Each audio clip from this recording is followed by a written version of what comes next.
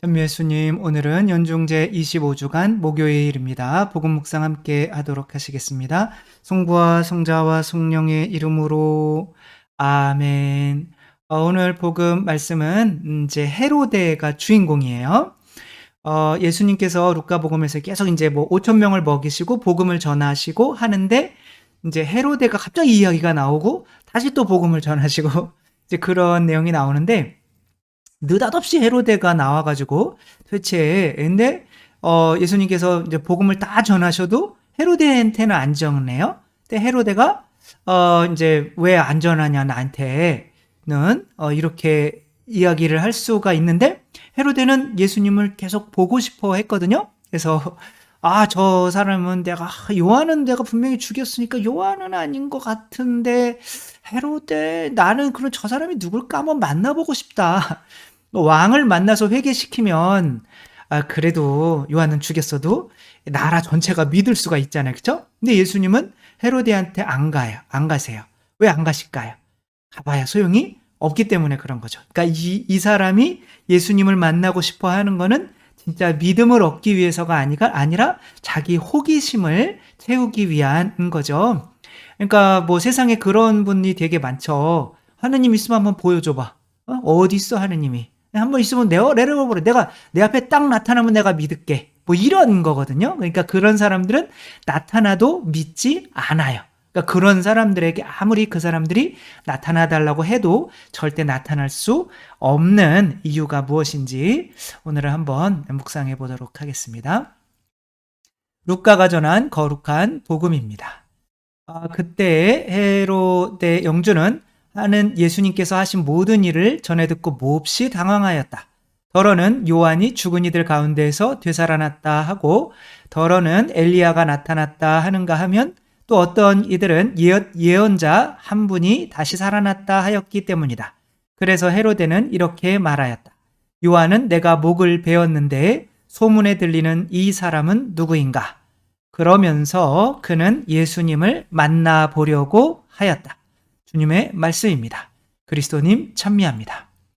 헤로데가 예수님을 만나보려고 해서 결국에는 만났어요. 어떻게 만났냐면 예수님께서 빌라도가 예수님을 심판하자니 왠지 양심의 가책이 죄 없는 건 알기 때문에 있고 이제 그렇기 때문에 이제 그 책임을 헤로데에게 넘겼죠. 그렇죠? 이제 예수님이 유다 뿐이 아니라 갈릴레아 분이시기 때문에 갈릴레아 영주는 헤로데였거든요. 그 당시에 이제 둘 다 예루살렘에 머물고 있었던 거죠. 이제 헤로데가 그렇게 보고 싶어 했던 예수님을 이렇게 봤는데 하느님이시오 사람이신 그리스도의 시에 이놈이 어떤 짓을 하느냐면 예수님한테 기적을 한번 해보라고 다리 저는 개 그럼 내가 믿겠다. 그리고 아픈 사람들 혹은 여자들을 막 뻘개 벗겨가지고 와가지고 그렇게 막 춤추게 만들어가지고 근데 예수님은 눈을 지그시 감으시죠. 그러면서 그러면서 이 사람이 바보 아니야? 그러면 내가 대단한 사람인 줄 알았는데 결국에는 어떻게 돼요? 내가 예수님을 한번 저 사람이 누군지 한번 보고 싶다라고 하는 것이 봤지만 믿지를 않는 거죠. 이게 문제가 뭐예요? 왜 예수님은 이 사람이 당신을 봐도 믿지 않을 거라는 걸 아셨던 거예요? 바로 세례자 요한을 죽였으니까. 당신을 믿게 만들려면 먼저 뭘 믿어야 돼요? 세례자 요한을 거쳐야 되는 거예요. 그러니까 어떻게 보면은 인간에게 세례자 요한이 뭐라고 그랬어요? 너 그 형제의 마누라를 아직 형제가 살아있는데 뺏어가지고 결혼하는 게 말이 되냐? 이런 식으로 했더니 죽어 그리고 목 잘라 죽였잖아요. 그쵸? 그런 것이 그러니까 그런 말조차도 눈에 보이고 내가 당장 나와 가까운 어떤 누군가 파견된 일을 믿지 않으면서 파견 한 분을 더 보이지 않고 더 멀고 이해하기 힘든 분을 믿는다는 건 말이 안 되는 거죠. 그렇죠? 그러니까 만약에 여러분들이 이렇게 물 위를 걸어오시는 이제 예수님이 있다. 그러면은 그 깜깜한 물에서 예수님을 보고 뛰어내리기가 좀 뭐하잖아요. 왜? 예수님은 우리랑 좀 멀어요. 예수님은 하느님이잖아요. 그래도 처음부터. 그러니까 하느님이 사람이 되신 분이잖아요. 근데 베드로가 걸어와요. 그럼 나도 할 수 있겠네? 이런 마음이 들잖아요. 그죠? 그러니까 예수님이 파견한 교회가 바로 베드로잖아요. 그죠? 그러니까 베드로, 눈에 보이는 베드로를 믿지 않으면서 예수님을 믿겠다? 교회, 세상에 파견된 교회를 믿지 않으면서 예수님을 믿겠다? 이건 말이 안 되는 거잖아요. 그죠? 그런데도 교회가, 근데 이 세상에 파견된 교회에 예수님께서 뭘 주셨어요? 죄를 용서하는 권한을 주셨죠. 그죠? 근데 그 죄를 용서하는 권한? 나는 그런 거 안 받아들여. 그런 거 필요 없어. 나는 교회 안 믿어. 라고 하면서, 예수님께, 근데 개신교가 이제 약간 이제 그런 모습이기는 한데, 예수님을 믿으려고 하는 거예요. 교회는 안 믿으면서. 그러니까 이런 모습들이 굉장히 많죠. 그러니까 이게 이제 나주의 윤리가 있는 거죠. 그죠? 교회에서 나주 윤리야 이건 아니요. 라고 얘기는 했는데, 아니요. 우린 교회 필요 없어. 우리는 직접 성모님 만나고 예수님 만나고 할래. 라고 하는 거죠. 그러니까 이게 바로 어떤 거라는 거예요. 이런 상태에서는 만약에 예수님이 직접 나타나도 이 사람들은 예수님을 믿지 못한다는 거예요. 예수님께서 어떠한 모습으로 오시냐면 십자가에 매달리는 모습으로 오시기 때문에 그런 거죠. 그러니까 요한 1서에 이런 말이 있어요. 눈에 보이는 사람을 사랑하지 못하면서 눈에 보이지 않는 하느님은 어떻게 사랑할 수가 있겠느냐. 그런 거짓말이다. 안 된다. 마찬가지인 거야. 눈에 보이는 이 세상에서 그것도 하나의 십자가잖아요. 교회에서 11조 내라고 그러고 물론 그러지는 않지만 그리고 뭐 매일 그 성체 영하고 뭐 이런 것도 이제 교회에 순종하는 것도 십자가잖아요. 그죠? 그 십자가도 지지 못하면서 진짜 예수님의 십자가, 예수님을 만났다면은 지금 예수님을 여기에서 어떻게 해줘야 돼요? 사면해줘야 되면 모든 이스라엘 사람들의 미움을 헤로데가 다 받아야 돼요. 그러니까 예수님을 만나는 것 자체는 엄청난 부담이란 말이에요. 그러니까 이 세례자 요한의 부담도 견뎌내지 못하면서 예수님을 만나겠다? 그건 말이 안 된다는 거예요. 그래서 이분들도 교회에 순종하지 못하면서 뭐 예수님을 만나겠다라고 하는 거는 그냥 환상적인 예수님, 환상적인 성모님을 자기들이 만들어낸 그분을 만나겠다는 거지 진짜의 모습에 나에게 십자가를 지어주시는 참 그리스도 예수님은 만나지 못한다는 거죠. 김범석 교수님에게 이제 어떤 분이 이제 김범석 교수님 이제 8년 동안 일을 이제 휴일도 없이 하시다가 이제 미국으로 건너가서 1년 동안 좀 연수식으로 해서 좀 쉬다가 오자마자 이제 맞닥뜨린 환자가 이제 또 힘든 환자인 거죠. 그러니까 암이 걸렸는데 어디서 시작되는지 모를 정도로 다 암이 온몸에 퍼져 있고 밖에까지 그 암이 종양이 드러나 있고 뭐 이런 상태인 거죠. 그러니까 이런 상태니까 이제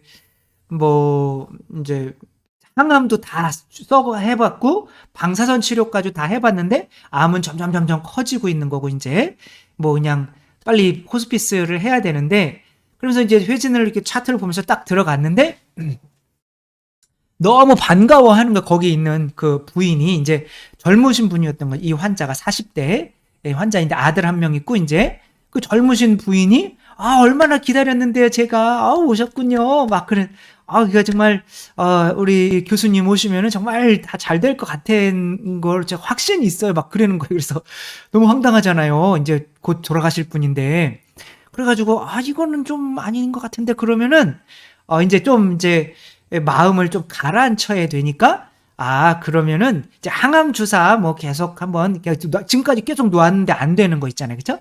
그거 그냥 몇 번 해볼 테니까 밖에 종양이 있으니까 그것을 이제 스마트폰으로 찍으셔서 이렇게 또 3주 뒤에 또 다시 오세요. 이렇게 한 거예요. 그러면 이제 점점 그게 이제 커지는 게 보면 항암 주사도 이제 마지막으로 해도 안 되는구나. 라는 걸 이제 느끼면 그때서야 이제 안 되겠어요. 이제 호스피스로 들어가야 될 것 같아요. 그렇게 이제 말씀을 드리려고 했었는데 3주 뒤에 왔는데 이 크기가 반으로 줄어든 거예요. 뭐지? 그래서 이거 기적인데 본인 입에서도 그런 말이 나온 거죠. 이런 일이 일어나면 왜냐면 지금까지 항암 주사 계속 안 맞았던 게 아니고 새로운 치료약을 넣은 것도 아니고 항암 주사를 계속 맞아오고 그 항암 주사가 안 돼서 방사선 치료까지 하고 그래도 안 돼가지고 이제 뭐 막판인 건데 그냥 해오던 항암 주사만 한 대 더 놔줬던 건데 반으로 줄어든 거는 기적이잖아요, 그쵸?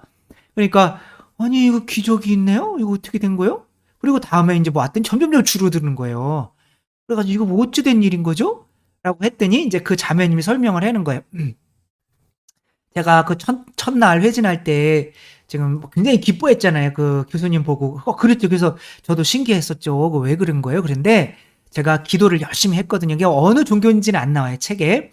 기도는 열심히 했는데 꿈에 이제 내 인터넷으로 교수님 얼굴을 이제 한 번 딱 봤어요. 근데 교수님이 큰 뒤에 배낭을 메고 막 오면서 이제 저한테 방법을 찾아냈어요. 방법을 찾아냈어요. 그러면서 저한테 막 다가오셨었거든요. 이거는 제가 분명히 하느님의 뜻으로 받아들여서 교수님을 그렇게 바라고 기다리고 있었던 거예요.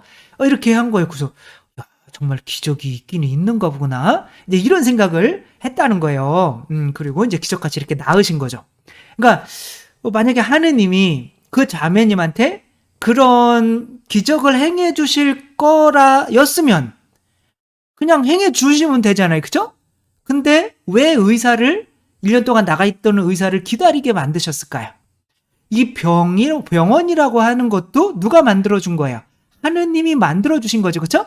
이 병원을 통해서 병이 고쳐주는 거를 믿지도 않는 채 나는 병원 필요 없고 그냥 그 기도원 가가지고 막 그래가지고 막 맞아가지고 돌아가신 분 혹은 맞아가지고 더 몸이 악화돼서 병원에 늦게 오시는 분 이런 분들이 얼마나 많아요. 그쵸? 그러니까 병원도 하느님이 우리에게 파견해 주신 거란 말이에요. 세례자 요한이란 말이에요. 그러니까 이 눈에 보이는 것을 먼저 믿어야 그 더 큰 기적도 하느님도 만나게 될 수 있다는 그런 상징적인 의미가 아닐까요? 그쵸? 그래서 우리들도 아프면 그냥 아픕니다. 막 그래 아프면 나는 기도하면 돼. 그냥 감기 약 먹으면 되는데 그냥 나 감기 약 필요 없고 나는 기도로 나을 거야. 나는 기도로 그게 바로 세례자 요한을 안 믿으면서 하느님을 만나려고 하는 어떤 어리석은 우리의 신앙의 행위일 수가 있다는 거죠. 따라서 우리들은 세례자 요한을 죽여가면서 우리 앞에 있는 믿을 수 있는 것들 훨씬 쉬운 것들은 죽여가면서 혹시 더 큰 하느님을 믿는다고 하고 있지는 않은지 한번 보시며 우리 뭐 김용태 신부님 계시잖아요. 마테오 신부님 이분도 김대건 신부님의 3대 손인가 그렇지 않아요. 그죠? 그리고 4명이 있었는데 형들은 또 다 신부가 됐으니까 자기도 이제 신부가 되어 들어갔는데 근데 이제 어렸을 때부터 이 순교에 대한 이제 그런 기도를 이제 집에서는 많이 했던 거죠. 이렇게 김대건 신부님의 후손이니까.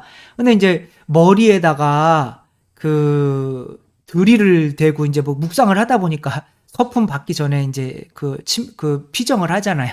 근데 그거는 도저히 그 아랍인들이 와가지고 이렇게 막 칼 막 차고 막 드릴로 머리를 뚫는데 이거는 도저히 내가 못 참아낼 것 같다. 이제 그래가지고 나는 그럼 신부 못 되겠다. 이런 생각을 한 거예요. 그래서 이제 난 안 돼야겠지. 이제 그러는데 마지막에 이제 마지막 날 혼자 그 성처조배실에 와가지고 이게 좀 근데 그 성처조배실에서 이제 뭐 어떻게 해야 될까 그랬는데 갑자기 하늘이 열리더니 이 빛이 내려오더니 하느님의 따뜻한 이제 그 성령님이 이렇게 감싸주시니까 너무 그 사랑에 감격해가지고 이 정도의 사랑이면 이거 뚫어도 되겠다. 참아낼 수 있겠다. 그래가지고 이제 신부님이 된 거라잖아요. 그쵸? 그 봐봐요. 하느님을 만나는데 방 안에 있었으면 됐을까요? 안 됐겠죠. 그쵸? 먼저 뭘 믿어야 돼요? 성체를 믿어야죠. 그쵸? 그러니까 성체 조배실에 와야 되는 거란 말이에요. 그러니까 먼저 성체가 하느님이신 거를 믿지 못한다면 하느님도 만날 수가 없는 거란 말이에요. 그러니까 성당도 안 나오면서 냉담하면서 하느님은 왜 나한테 이렇게 안 좋아? 나는 하느님 믿는데 안 믿는 거거든요. 성체를 안 믿으면 안 믿는 거거든요. 그래서 성체를 안녕하면 그래서 쉬는 겨우 저는 이런 게 진짜 이상해요. 쉬는 게 어디 있어요? 그냥 안 믿는 거예요. 성체 영하면 안 믿는 거예요. 그거는 이제 신자로서 떨어져 나간 거예요. 어떻게 보면. 그래서 우리들이 이 가톨릭도 숫자만 뭐 500만 명 이렇게 늘리지 말고 진짜 신앙생활을 하는 게 뭔지 이를 새로 이렇게 명확히 정해서 진짜 이 사람들이 신앙인입니다라고 딱 정해놔야 돼요. 그 사람들이 10명밖에 안 되더라도 그 모델이 정해져야 이게 신앙생활이구나 갈 수가 있는데, 세례받고 냉담하는 사람까지 500만 600만 이게 다 신자들입니다. 그러니까 그게 당연히 신앙생활을 하는 줄 안단 말이에요. 그러나 교회를 믿지 않으면 신앙생활이 아니란 말이에요. 그렇죠? 그래서 우리들도 혹시 세례자 요한, 그게 바로 지금 교회, 파견된 교회란 말이에요. 그쵸? 그래서 여러분들은 성체가 그리스도라는 거를 먼저 믿으셨어요? 아니면은, 가톨릭 교회가 그리스도께서 파견하신 교회라는 걸 먼저 믿으셨어요? 당연히 성체가 그리스도라는 거를 먼저 믿었다고 대답하시는 분들은 세례자 요한을 죽이시는 분들일 가능성이 이만큼 있어요. 여러분들은 교회 먼저 믿으신 거예요. 왜냐하면 개신교를 믿었다면 여러분들이 성체가 그 밀떡이 예수님이라는 거를, 축성된 밀떡이 예수님이라는 걸 믿을 수가 없어요. 먼저 교회를 믿어서 교회 내에서 그 성체의 이런 권한이 주어져서 성체가 그리스도의 몸으로 바뀌는 거를 믿으셨기 때문에 그 성체가 그리스도라는 걸 믿은 거예요. 그러니까 교회, 눈에 보이는 교회, 이 교회가 하는 행위, 이런 것들을 먼저 믿지 않으면 그리스도에게로 도달하지 못하고, 그 성체가 그리스도라는 것을 또 믿지 못하면 진짜 예수님을 이분처럼 이렇게 성체를 통해서 만나기가 어렵단 말이에요. 그래서 먼저 파견된 거, 눈에 보이는 것부터 이렇게 믿어 갈 수가 우리가 있어야 하는 거죠. 그래서 헤로데처럼 눈에 보이는, 그래서 그게 싫다고, 교회에 나한테 왜 이런 걸 강요해? 나는 교회 이런 거 싫어. 그냥 내가 진짜 예수님 바로 만나고 싶어. 이런 사람에게는 예수님께서 나 당신을 드러내 보이시지를 않는다는 거. 교회가 주는 십자가 먼저 지울 수 있는 사람이어야 정말 참 그리스도를 만날 수 있다는 거를 우리가 이렇게 먼저 받아들일 수가 있었으면 좋겠습니다. 제가 이렇게 하는 이유는 얘가 지금 초점이 안 맞아가지고 제가 잘생긴 얼굴이 또 안 나오는 것 같아서, 그럼 끝내면 되는 거죠. 네, 오늘 하루도 또 행복하시기 바랍니다. 주님께서 여러분과 함께 전능하신 천주 성부와 성자와 성령께서는 여기 모인 모든 이에게 축복을 내리시어 길이 머물게 하소서. 주님과 함께 가서 복음을 전합시다. 하느님 감사합니다. 성부와 성자와 성령의 이름으로 아멘. 감사합니다. 사랑합니다.